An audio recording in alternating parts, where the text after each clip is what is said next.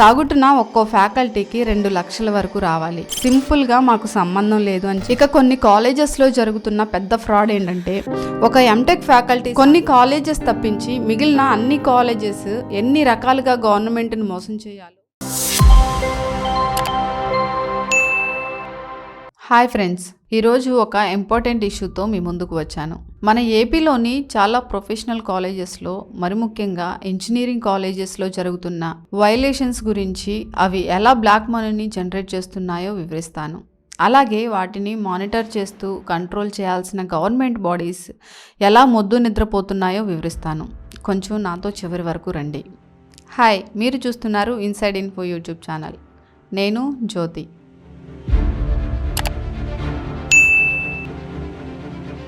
మనం సబ్జెక్ట్లోకి వెళ్లే ముందు, మన గవర్నమెంట్ స్కూల్స్లో సీఎం గారు తీసుకొచ్చిన విద్యా విప్లవం గురించి ఒక అకాడమిషియన్గా ఎంతో అభినందిస్తున్నాను. వారి ప్రతి ఎఫర్ట్ మంచి ఫలితాన్ని తీసుకొస్తుంది అని మనస్ఫూర్తిగా నమ్ముతున్నాం.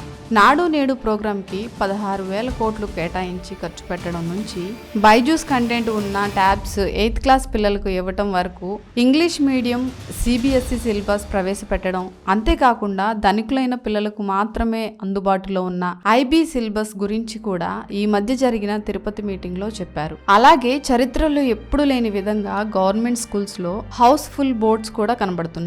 సీఎం సార్, కుదోస్, మీరు నిజంగా ఆప్కా బాప్, నో డౌట్. ఫ్రెండ్స్, ఈ విషయాల మీద మీరేమనుకుంటున్నారో కామెంట్స్లో పెట్టండి.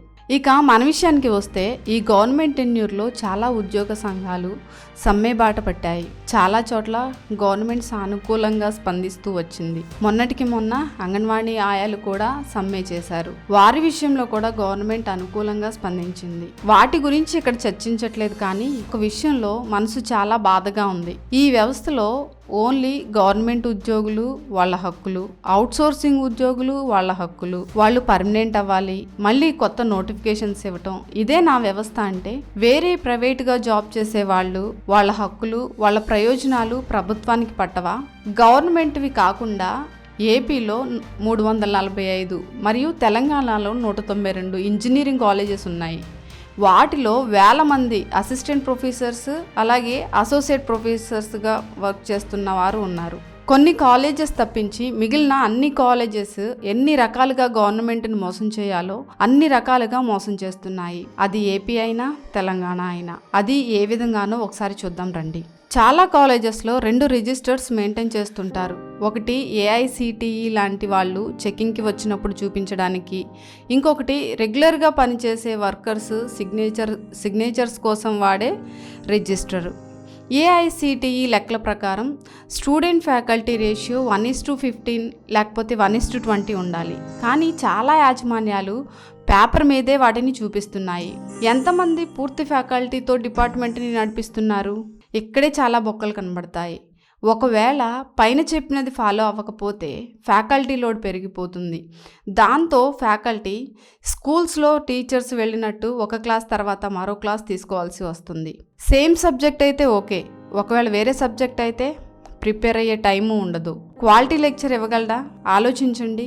ప్రభుత్వం ఇచ్చిన మార్గదర్శకాలు మట్టిలో కలిసిపోయినట్టే. ఇక ఫ్యాకల్టీ శాలరీ విషయానికి వస్తే, చాలా కొద్ది కాలేజెస్ మాత్రమే పే స్కేల్ ప్రకారం ఇస్తున్నాయి. కాలేజెస్లో ఇచ్చే శాలరీస్ గురించి నేను ఇక్కడ చెప్పను, నాకు సిగ్గుగా అనిపించి చెప్పడం లేదు. పెద్ద పొడుగాటి చదువులు ఉంటాయి, కానీ పొట్టి జీతాలు. పోనీ ఎవన్నా టైంకి ఇస్తారా? అది లేదు. చాలా కాలేజెస్లో పోయిన మంత్ తీసుకున్న శాలరీ 4 నెలల క్రితం రావాల్సింది.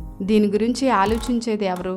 ఎవరైనా ఫ్యాకల్టీ జాబ్ మానేస్తే పెండింగ్ శాలరీ డ్యూస్ క్లియర్ చేసే కాలేజెస్ ఎన్ని? మర్చిపోవాల్సిందే, అవి క్లియర్ అవ్వవు. గవర్నమెంట్కి చూపించేటప్పుడు లెక్కల్లో ఏమని చూపిస్తారో. కరోనా డ్యూస్ ఎన్ని కాలేజెస్ క్లియర్ చేశాయి? వాళ్లకు అకౌంటబిలిటీ ఉండదా? వీళ్ళను అడిగే వాళ్లే ఉండరా? సీఎం సార్, ఒక్కసారి వీటిని పట్టించుకోండి. Government fee reimbursement dues late చేసి ఉంటుంది, కానీ ఆ డ్యూస్ క్లియర్ చేసి ఉంటారు కదా. మరి ఫ్యాకల్టీ డ్యూస్ ఎందుకు క్లియర్ అవ్వట్లేదు? కానీ వర్క్ విషయంలో తగ్గేదే లేదు అన్నట్లు ఉంటారు. ఓవర్ టైం, సండే అని కూడా ఉండదు. మేం కూడా NAC NBA అప్పుడు ప్రాణం పెట్టి పనిచేస్తాం. పనిలో ఫ్యాకల్టీ ఎప్పుడు వెనక్కు వెళ్లే ప్రసక్తి ఉండదు. ఎందుకంటే ఒక కాలేజీ బాగుంటే చాలా మందికి బ్రతికే అవకాశం ఉంటుంది. అసలు రెగ్యులర్గా డ్యూస్ లేకుండా శాలరీస్ ఇస్తున్న కాలేజెస్ ఎన్ని ఉన్నాయి? చాలా తక్కువ. ఇక కొన్ని కాలేజెస్లో జరుగుతున్న పెద్ద ఫ్రాడ్ ఏంటంటే, ఒక ఎంటెక్ ఫ్యాకల్టీ శాలరీకి గవర్నమెంట్ నామ్స్ ప్రకారం 45,000 అయితే వీళ్ళు ఫ్యాకల్టీని రిక్రూట్ చేసుకునేటప్పుడు బేరం 25,000కి కుదుర్చుకుంటారు. ఎందుకంటే ఎంటెక్ చేసిన గ్రాడ్యుయేట్స్ పుష్కలంగా దొరుకుతున్నారు కాబట్టి ఈజీగా ఎక్స్ప్లాయిటేషన్కి గురవుతుంటారు. ఫ్యాకల్టీ అనుకుంటాడు ఎంతో కొంతలే, ఖాళీగా ఉండకుండా బెటర్ కదా అని. తక్కువలో ఫ్యాకల్టీని హైర్ చేసుకుంటే ఎక్కువ మిగుల్చుకోవచ్చు అని కాలేజ్ అనుకుంటుంది.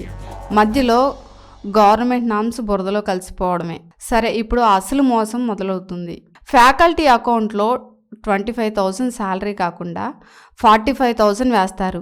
అయితే ఆ ఫ్యాకల్టీ మార్నింగ్ వచ్చేటప్పుడు మిగిలిన 20,000 బ్యాలెన్స్ని డ్రా చేసుకుని కాలేజ్లో జమ చేయాలి. అలా లేకపోతే అంతే సంగతులు. అంటే వైట్ మనీ ఎలా బ్లాక్గా మారుతుందో ప్రేక్షకులు గమనించాలి. ఇంత బాహాటంగా కాలేజెస్లో బ్లాక్ మనీ జనరేట్ అవుతుంటే ఏమీ తెలియనట్టుగా గవర్నమెంట్ బాడీస్ వ్యవహరిస్తున్నాయి. ఈ బ్లాక్ మనీని మరలా సొసైటీలోకి తెచ్చి యాంటీ సోషల్ ఎలిమెంట్స్కి ఖర్చు పెడుతున్నారు. ఎంత మోసం! ఒంగోలు, వైజాగ్, హైదరాబాద్లో చాలా కాలేజెస్ ఇదే ఫార్ములాతో పనిచేస్తున్నాయి. ఈ అన్యాయం చూసి అది తప్పు అని కూడా గ్రహించలేని విధంగా వ్యవస్థలు పాడైపోయాయి. ఇక ఏదైనా ఒక ఫ్యాకల్టీకి గవర్నమెంట్ జాబ్ వస్తే 2 లేదా 3 నెలల శాలరీ కట్టి వాళ్ళ సర్టిఫికేట్స్ తీసుకుని వెళ్ళాలి. ఈ దరిద్రం నార్త్ ఇండియన్ కాలేజెస్లో ఎక్కడా ఉండదు, ఓన్లీ సౌత్లోనే. సో ఎవరికైనా దురదృష్టం బాగుండి 30,000 రూపాయలు గవర్నమెంట్ జాబ్ వస్తే వాళ్ళు 60,000 లేదా 70,000 రూపాయలు కట్టి వాళ్ళ సర్టిఫికేట్స్ తీసుకుని వెళ్ళాలి. అదే యాజమాన్యాలు కనుక ఫ్యాకల్టీని జాబ్లో నుంచి తీసేయాలంటే నెక్స్ట్ డే నుంచే రావద్దు అంటారు. మరి వీళ్ళెందుకు 2 months శాలరీ ఫ్యాకల్టీకి ఎవరు? సత్తెనపల్లిలోని ఒక కాలేజ్లో జరిగిన ఒక విషయం మీకు చెప్తాను. ఆ కాలేజ్లో యాజమాన్యం మారింది. కొత్త యాజమాన్యం ఒక మీటింగ్ పెట్టి అందులో ఎంప్లాయీస్కి చెప్పింది ఏంటంటే, మీకు రావాల్సిన ఓల్డ్ డ్యూస్కి మాకు సంబంధం లేదు అని. సగటున ఒక్కో ఫ్యాకల్టీకి 2 లక్షల వరకు రావాలి. సింపుల్ గా మాకు సంబంధం లేదు అని చెప్పింది. వీళ్ళకి న్యాయం చేసే వాళ్ళు ఎవరు? వీటిలో ఏది నేను కొత్తగా చెప్పింది కాదు. కాలేజెస్ లో వర్క్ చేసే ఏ ఫ్యాకల్టీనైనా అడిగి చూడండి. నేను చెప్పింది తప్పైతే ఈ వీడియోస్ ఇంకా చేయను. ఇలా పెద్ద చదువులు చదువుకున్న ఫ్యాకల్టీ ఇంత దోపిడీకి గురవుతున్నా ఎందుకు మౌనంగానే ఉంటారు అని ఆలోచించినప్పుడు నాకు తట్టిన కొన్ని విషయాలు చెప్తాను. మీ అభిప్రాయాలు కూడా దయచేసి కామెంట్ లో పెట్టండి. చిన్న చిన్న కంపెనీల్లో కూడా లేబర్ ఆర్గనైజేషన్స్, ట్రేడ్ యూనియన్స్ ఉంటాయి. మరి ప్రైవేట్ కాలేజెస్లో అలాంటివి ఉండవు. కనుక మా సమస్యలు ఏ మీడియాకి, గవర్నమెంట్కి, యాజమాన్యాలకు పట్టవు. వాళ్ళ పరిస్థితులను బట్టో భయాన్ని బట్టో సైలెంట్గా వర్క్ చేసుకుంటూ పోతారు తప్ప ప్రశ్నించరు. ఇలా ఎంప్లాయీ హక్కులు మంట కలిపి పనిచేయమంటే మనసు పెట్టి పనిచేస్తారా? క్వాలిటీ ఇన్పుట్ పెడతారా? No, never. ప్రైవేట్ కాలేజెస్ ఈ దగులుబాజీ పనులు చేయడానికి కారణం చాలా ఇంజనీరింగ్ కాలేజెస్ మన ఎమ్మెల్యే, ఎంపీ చేతుల్లో ఉన్నాయి. అది అధికారంలో ఉంటే వాళ్ళను అడిగే వాళ్ళు ఎవరు? ఇలాంటి విషయాల్లో అధికార విపక్షాలు ఎలా సహకరించుకుంటాయో మనకు తెలుసు. ప్రజలకు ఉపయోగపడే విషయాల్లో మాత్రం ఎప్పుడూ ఏకీభవించరు. అలా అని అన్ని కాలేజెస్ ఇలాగే ఉన్నాయి అనను, కానీ 75% నుంచి 80% వరకు ఇలాగే చేస్తున్నారు. అలాగే వైజాగ్ లో ఒక కాలేజ్ ఉంది. అది ఒక ఎమ్మెల్యేకి చెందింది. ఆయన గారు మాజీ మంత్రి కూడా. కానీ బాధ్యత లేకుండా ఫ్యాకల్టీని కూడా అరే ఒరే అంటాడు. సిగ్గుపడాల్సిన విషయం. వ్యవస్థల్లో దూరిన ఈ డర్టీ పొలిటీషియన్స్ వల్ల క్వాలిటీ ఎడ్యుకేషన్ అనేది ఒక కళ. వీళ్ళు చట్టాలని, ఉద్యోగుల హక్కుల్ని కాలరాస్తూ బలవంతులవుతున్నారు. చదువులతో వ్యాపారాలు చేస్తున్నారు. ఇప్పుడు ప్రేక్షకులకు ఒక ప్రశ్న. అసలు పొలిటీషియన్స్ ఎడ్యుకేషన్ ఫీల్డ్లో ఉండకుండా మన దేశంలో బ్యాన్ చేస్తే ఎలా ఉంటుంది? మీ అభిప్రాయాన్ని దయచేసి పోస్ట్ చేయండి. అలాగే ఇంకో ప్రశ్న.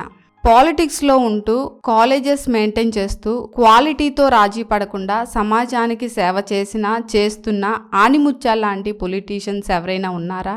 ఈ విషయంలో కూడా మీ అభిప్రాయాన్ని కామెంట్స్ రూపంలో తెలియచేయండి. చివరిగా, సీఎం సార్, మీరు మంచి మనసుతో ఈ విషయాన్ని ఆలోచించండి. మీరు చదువుల్లో తీసుకొస్తున్న రిఫార్మేషన్స్ స్కూల్స్ దగ్గరే ఆగిపోకుండా కాలేజెస్లో కూడా మీరు విజన్తో పనిచేయాలని మనస్ఫూర్తిగా కోరుకుంటున్నాను. ఇక సెలవు. ఈ వీడియోని షేర్ చేయండి. మీ అభిప్రాయాలు కామెంట్ సెక్షన్లో తప్పకుండా పోస్ట్ చేయండి. సబ్స్క్రైబ్ చేసుకోవడం మర్చిపోవద్దు. Thank you.